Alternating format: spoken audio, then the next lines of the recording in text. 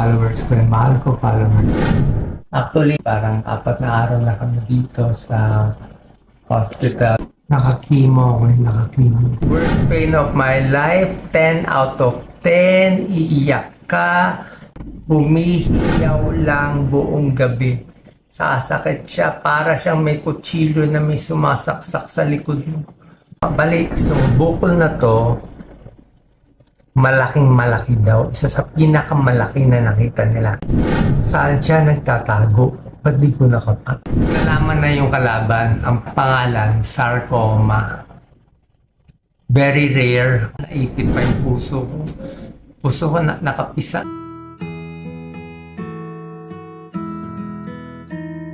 Magandang araw po. Okay. Recorded lang po to. Bali, today is I think August. Thursday ngayon, Dr. Thursday, August 29. August 29, Thursday. Actually, August 29, Thursday, parang 4 na araw na kami dito sa hospital. Pagkatapos ng mga 5 araw sa isang hospital sa Maynila, swerte nakalipat kami. At actually sa all these 10 days, pinakamalakas ko na today. Pinakamalakas ko na today. Kaya, dahil malakas ako today, sabi ko, kailangan may record lang. Hindi ko lang kailangan ko po-post sa followers ko. Ayaw ka naman kasi magsinungaling. Anyway, short lang. Pagkatapos ng eleksyon, May 2022, okay naman ako. Wala naman ako gano'n naramdaman. Siyempre, medyo malungkot ka. Pero tuloy-tuloy lang tayo sa tulong, sa vlog, sa mga gawain natin. So, May 2024, off lang, tuloy lang. Walang reklamo, walang sinasabi, wala akong sinasagot. Tuloy lang sa trabaho, wala lang. Yun lang ang gusto natin. So, for the year, medyo okay naman ako. May, June, July, hanggang mga December. Tapos, pagdating ng 2020, although ang feeling mo lang, lagi lang may mabigat. Parang lang may mabigat sa loob, may mabigat, may mabigat. Parang may madilim, may mabigat. So, pagdating ng mga 2023 na, mga April, okay naman, tuloy-tuloy pa rin tayo sa gawain natin. Meron tayong projects sa sa Birch Tree Advance, yung sa Century Foods. Century Foods, sila yung magawa ng Century 2 na may charity work tayo sa kanya. Every month, 2 beses punta tayo sa mahirap na lugar. At nagtatalk kami ni Doc Lisa, nagbibigay ng libre Birch Tree Advance, yung mga nutritional drink pampalakas.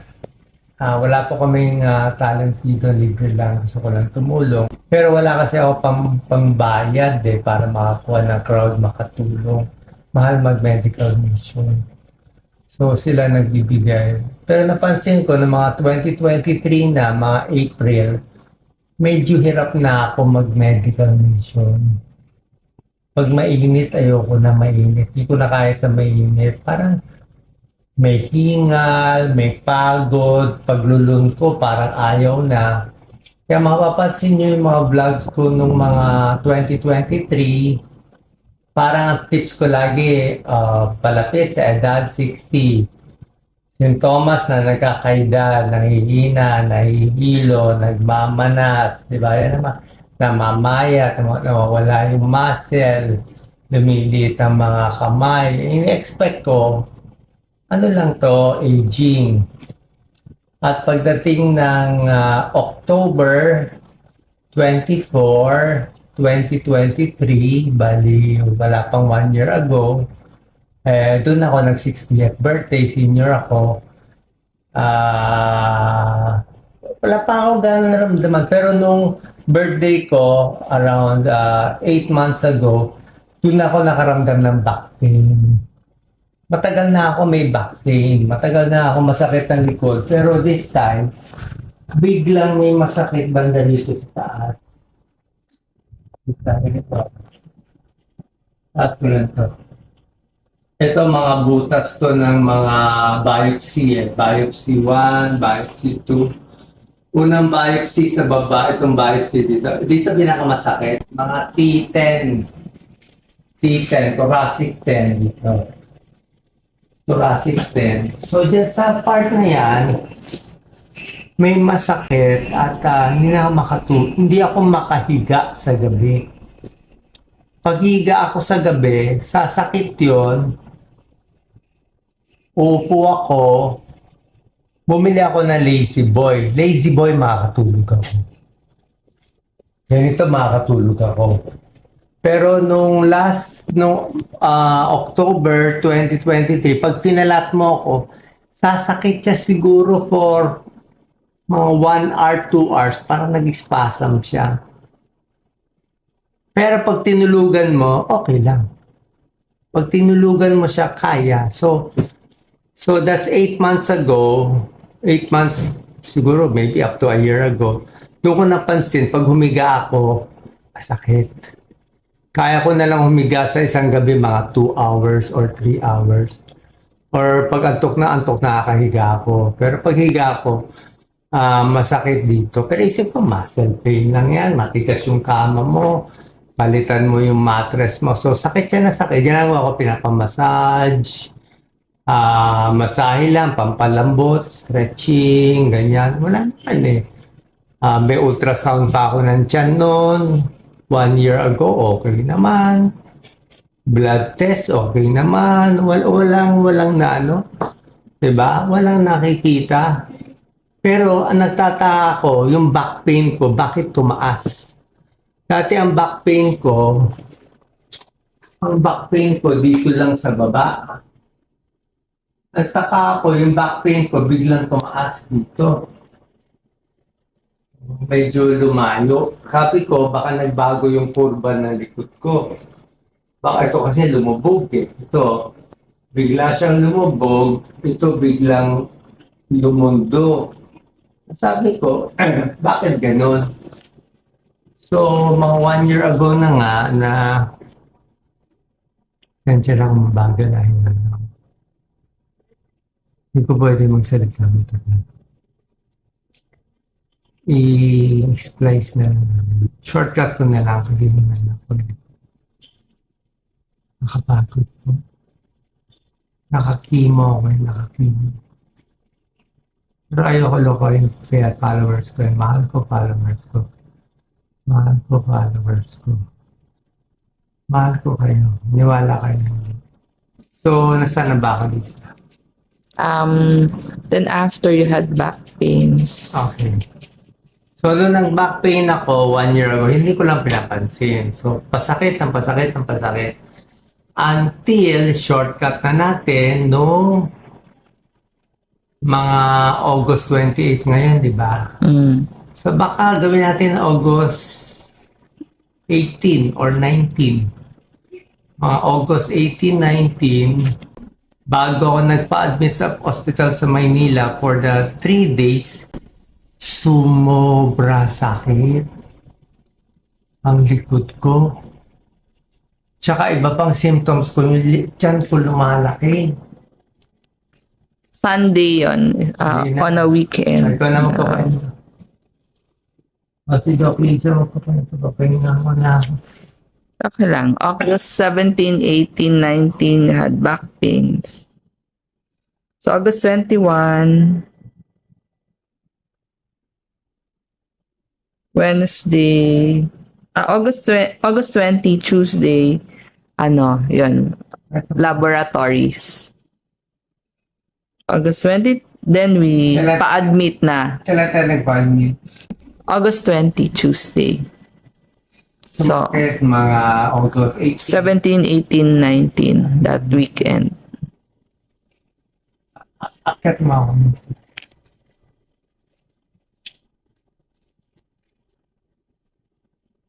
Ang lang ang ilo ko.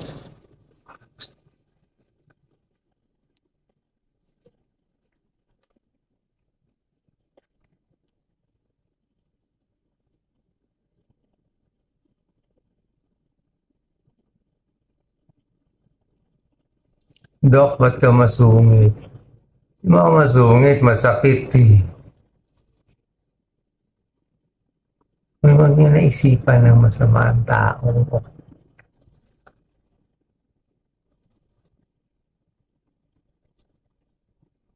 So, sumakit siya bigla. Sobra-sobra sakit. Worst pain of my life, 10 out of 10. Iiyak ka. Lahat na ng buong gabi walang tulog. Mula pag upo sa lazy boy sa gabi hanggang sumikat ang araw, walang tulog. Nakaupo. Dasal ng dasal. Humihiyaw lang buong gabi. Sasakit siya para siyang may kutsilyo na may sumasaksak sa likod mo. Saksak, saksak, saksak. Ito. Saksak, saksak, saksak. Ito. Di mo alam anong position. 3 days. Kala ko spasm, body spasm. Kasi wala makita sa labas. So, 3 days, sobrang pain. Sabi ni Doc Lisa, no choice. Dali sa hospital. Dating doon, shortcut ko na lang. May mga test. Nakita na yung kalaban. Nakita yung kalaban. Ang kalaban natin ay wala pang pangalan ng una. Bigay ko na yung pangalan. Pero wala pang balik. So, bukol na to, malaking malaki daw. Isa sa pinakamalaki na nakita nila. Mga 16 centimeters. Kanyang kalaki. Saan siya nagtatago? Ba't di ko nakapa? Kung ito ang spinal cord sa likod, ito yung harap, tiyan. Ito, spinal cord, Spinal column. puso, esophagus, puso, buto, dibdib, harap. Okay, dibdib, harap, puso, esophagus, artery vein, liver, spinal column, Gudugod. gulugod sa likod. Nagtago siya sa gitna ng harap ng gulugod, dikit sa puso. Okay, so dito siya, lumaki hanggang 16 centimeters. Hindi mo makakapa sa likod, sakto siya. Hindi mo makakapa sa harap, dito lang, lumalaki na siya dito. Lahat naman ng lalaking iba manginginom, syempre lumalaki yung tiyon. Hindi mo makakapa, ito kabay mo. Can't feel it. Kasi may fat eh. So, paglaki niya dyan, inipit niya esophagus, inipit na niya ngayon yung artery, inipit na niya yung inferior vena cava, magang-maga na yung pako. Ito, less na to Nagbawas na to. Bawas na to. Pero ito, maga to lahat. Maga. Natanggalan na ako ng mga 4 na litro. Pero paga pa ako. So, ganun na niya. So anyway, nagtago siya doon, inipit na lahat. Yung mga dugo ko dito sa paa, hindi na maakyat sa puso. So, pasalamat ako. Barado na ito eh. Ayun eh. Barado na siya. Hindi niyo nakita. Dahil dyan, ang akyat ng dugo ko sa azygos veins. Alam ko ng doktor. Rally niyo azygos veins. Barado inferior, pati superior vena cava ko. Ito ba galit? Hindi masyado today. Lahat na siya. Nag-jaundice ako nanilaw ako. Magaling na, medyo gumaling kasi today kaya hindi niyo na makita. Nakita niyo na lang huling symptoms. Pakita mo itong maugat ko dito, Lisa. Kita ba nila? Oh, that's to. Ano? Galit na galit. Oh. Hanggang likod pa. Ito mo. Yung mga ano, hindi siya pasa ugat-ugat. Hindi na. Ito nyo. Yes. So, dyan na lang dumadaan. Anyway, shortcut. Ang laki-laki na niya. Tsaka ko na lang kwento nangyari. Pero, hindi na kaya sa Pilipinas. Malilate ako sa Pilipinas. Yung biopsy results ko sa Pilipinas, I have to wait 1 week or more. Kasi maraming holiday. 4 na holiday. Hindi na ako abot. Feeling ko talaga noon, mabuhay lang ako hanggang next 24 hours masaya na ako. Isip ko talaga mamatay na ako. At sa tingin ko mamatay na talaga ako kung wala nangyari. So, swerte lang nakapunta ako dito. Nang makaawa isang kaibigan ng kaibigan. Pagpunta ko dito, sa loob ng isang araw, grabe. Umaga, PET scan, biopsy, tanghali. Kinabukasan, may resulta na. 3 CT scan, CT angio, ang bilis. Doktor, lahat nandito. Hindi ako special case. Hindi ako special case dito. Hindi VIP. Hindi ako VIP dito. Nagmamakaaw, nasabi pa ng doktor, parang hindi siya tumatanggap ng new cases eh. Meron lang nakiusap sa kanya na pag ginamot mo tong taong to, hindi lang siya bubuhayin mo, marami siyang bubuhayin. Sabi niya. Siguro naawa lang sa akin. So, gano'n. Ang bilis. Ang bilis. Kasi talaga focus. Ano yung bukol. Anyway, dumating kami dito Sunday night, Monday mga test, Tuesday yung result, biopsy next day. Kuha agad. Tapos pinadala pa dugo ko for genetic testing abroad. Nalaman na yung kalaban, ang pangalan, sarcoma. Very rare, marami tayong sarcoma sa atin. Pero yung ganitong sarcoma nagtatago na very aggressive, very big, na inipit na ang liver, ang inferior vena cava, lahat. Kala mo, nasa loob pa ng inferior vena cava, naipit pa yung puso ko. Puso ko, nakapisa yung right atrium. Kaya siya rare because galing sa nerves. Galing sa nerves. Yun yung nagpa-rare sa kanya. Galing sa nerves at wala akong risk factor. Tsaka wala kaming laya. Tsaka hindi lang yun, nagtago. Salbahe. Hindi ko sabihin salbahe. So, nagtago siya. Malaki. So, pag doon anytime will die, dito siguro we'll see. Pero ako kahit ano naman mabuhay, hindi mabuhay, okay na sa akin. At least, sabi ko sa inyo, hindi ako nasistumalit. Wala akong tinatago. Ba't ako tatago? Saan ko nakuha to? Tingin ko stress. Kaya kayo, huwag kayong magbabasa ng comments sa Facebook. Na-stress ako sa mga comments. Na-stress ako sa mga bashers. Kahit konti na na-stress ako. Na-stress ako kasi hindi tunay lahat ng sinasabi. Kaya sobra akong kayong mahal. Sobrang mahal ko ang Pilipino. Sobrang mahal ko mahirap. Tapos, sasabihan nila na hindi ako ginagamit ko lang, loko ko. Anyway, wala naman ako. I'm out already. I'm natin. And, nukot ako. Una, pero hindi. Kaya nga ako na. May purpose pa ang Diyos. May purpose pa ang Diyos. And ang good news, kahapon na Wednesday, Sunday, Monday, Tuesday diagnosis. Wednesday, chemo na agad ako. Ito yung chemo. Dry mouth ako.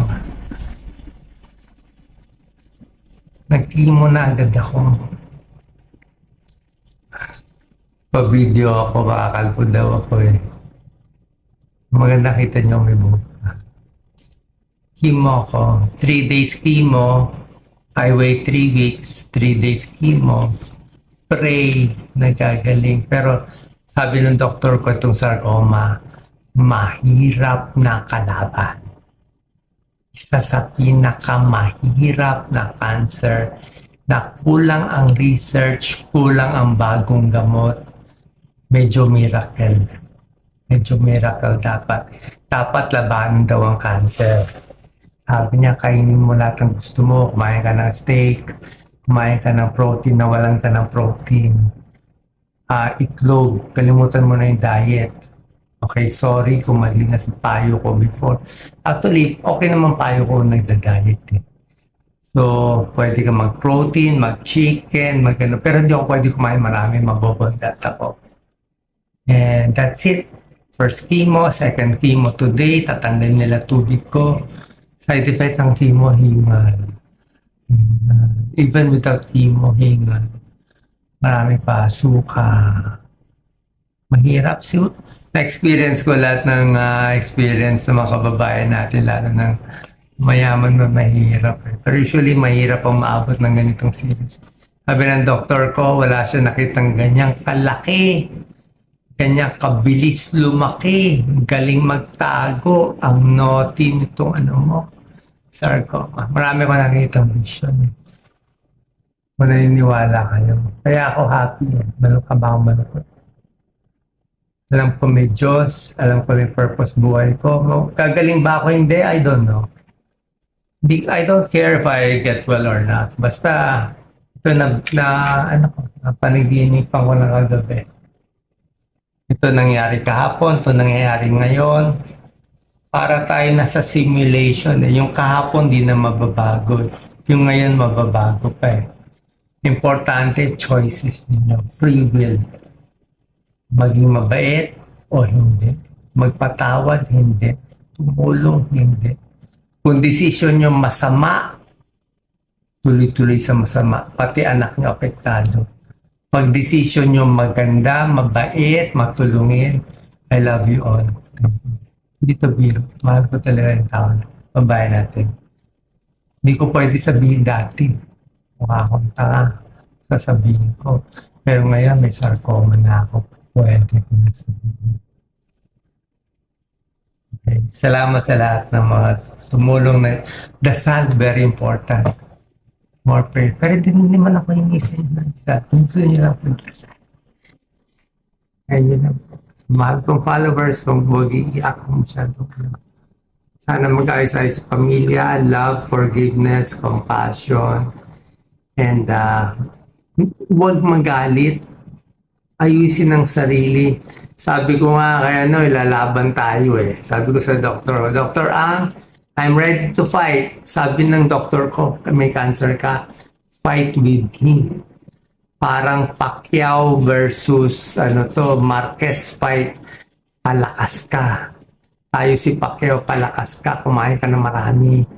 Palakas ka kasi may chemo ka eh. Marami kang chemo. The chemo kills the bad cells and part of the good cells. Palakas ka, positive lang. Walang negative ha.